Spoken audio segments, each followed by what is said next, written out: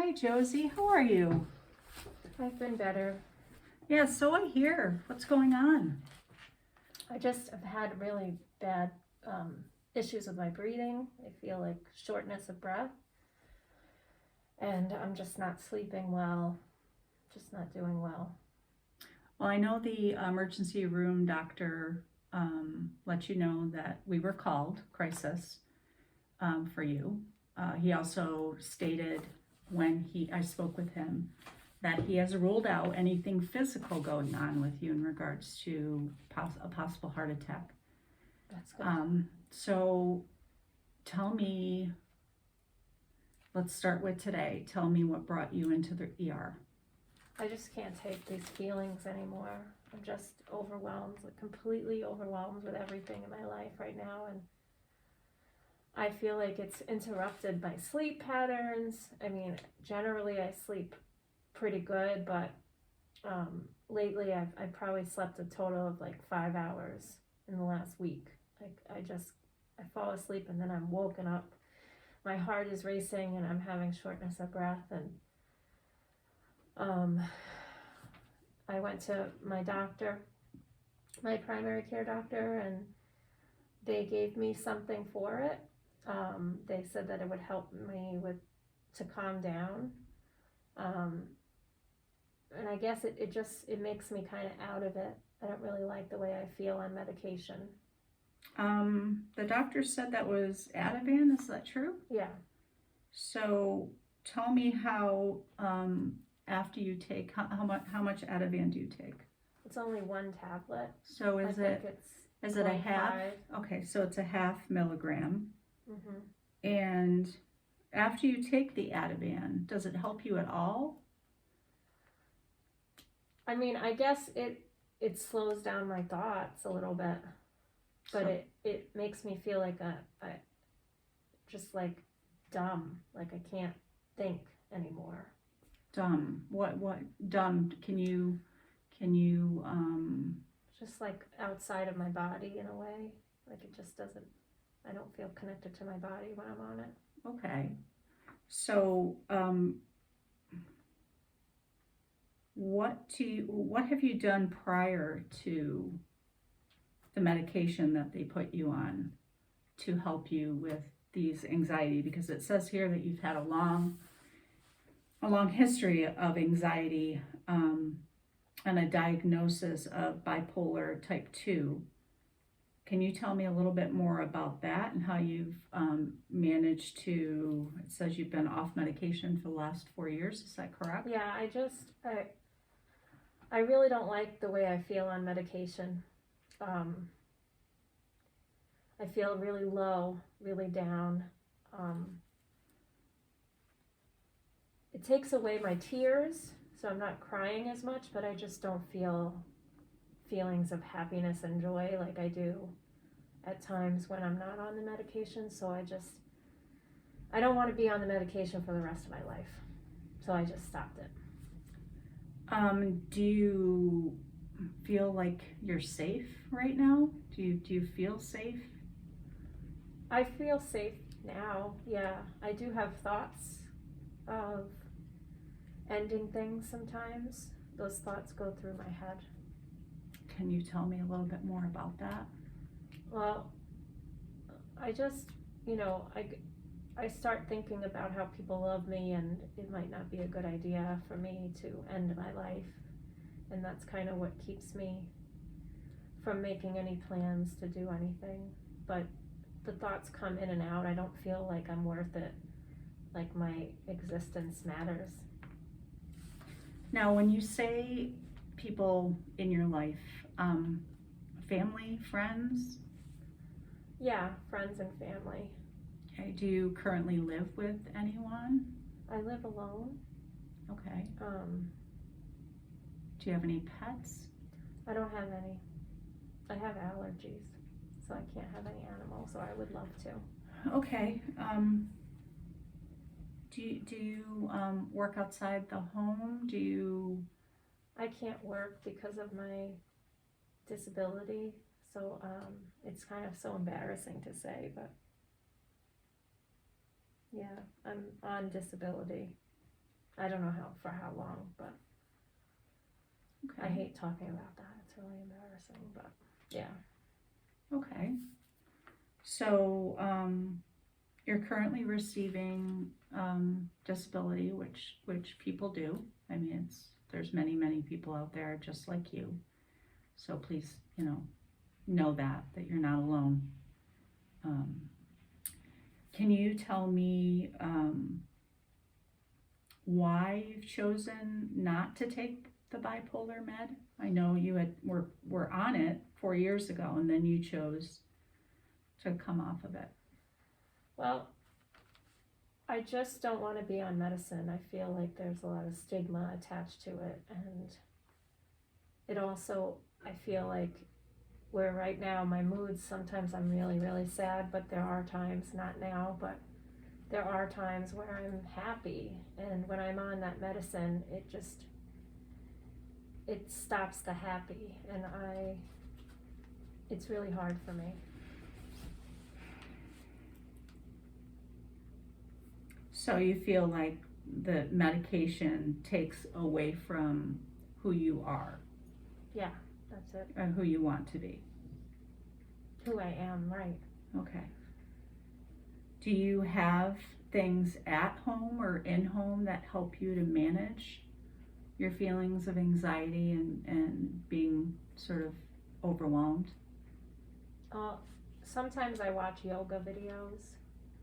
I really do enjoy doing that. It helps me to calm down. But when I feel this down, I don't do anything. I just sit and watch TV all day. So is this a regular occurrence that you feel so overwhelmed, you're not sleeping? I think COVID really added to my experiences because it's just so isolating, and I don't know if I can go to the store, and I'm afraid to go to the store because I'm going to get disease, I'm going to get this illness, and so I'm thinking about that all the time, and it's keeping me isolated. So you feel you're fearful of catching this virus? I'm even fearful to be here right now, honestly. Okay. Do you feel like that's added to your anxiety? I think so. How are you feeling at this moment talking with me? I feel okay. I feel like you're very understanding, and I appreciate it. Now, I'm wondering what you might benefit from. We do a lot of different things at Crisis, and I'd like to offer you some of those possibilities, but before I do that, I want to make sure that you are feeling safe to go home, to be at home by yourself. Do you feel safe to go home from here? I don't feel like I'm going to do anything, if that's what you mean. Well, I want to know that you're, and you don't feel like you're going to be causing anybody else harm. No, definitely not. Okay. If anything, it would be against myself, but I'm not. I know better. So tell me about your connections with your family. Are they close? Is there someone in your family that you may be able to stay with tonight? Or call on to stay with you?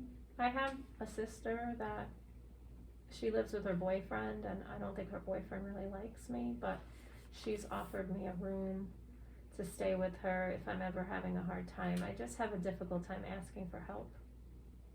Okay. Do you feel like you might need support in that area? Because I could help you with that. How would you help me? I could maybe get your sister on the phone and we could talk to her together. If she knows I'm in the crisis, she's gonna panic. Okay. Maybe she needs to know that, I guess. Yeah, I think it's important that you allow somebody that you're close to, like your sister, to know about your struggles. But I also understand that might open you up to feeling exposed. She knows about my struggles, though. She's always telling me to take medication. because our father was sick too, and he had to take medication, and when he wasn't on his medication, he was violent. But You're not. I'm not like that. Okay. I was gonna say you're not feeling that way, are you? No, I'm not a violent person. If anything, I'm a pushover. Okay. So, like I said, we have options here at Crisis. One of those options is that we make phone calls to you during the course of the next week. In addition to that, we reach out to, do you currently have a therapist that you see? No. Do you have a prescriber?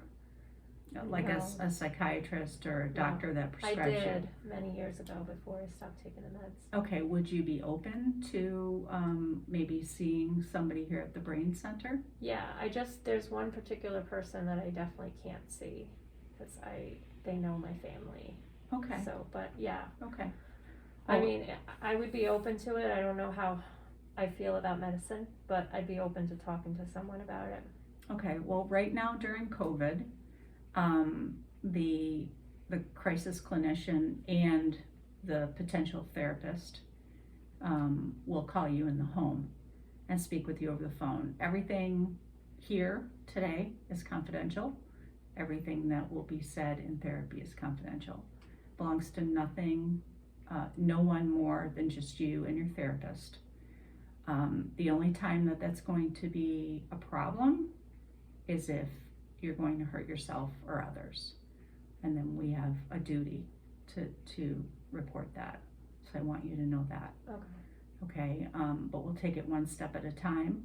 Right now our referrals are going like 2 weeks out with a therapist at the Brain Center, but I will hook you up with their behavioral unit in crisis. They'll call you. Would you like them to call you tomorrow? Sure. Okay.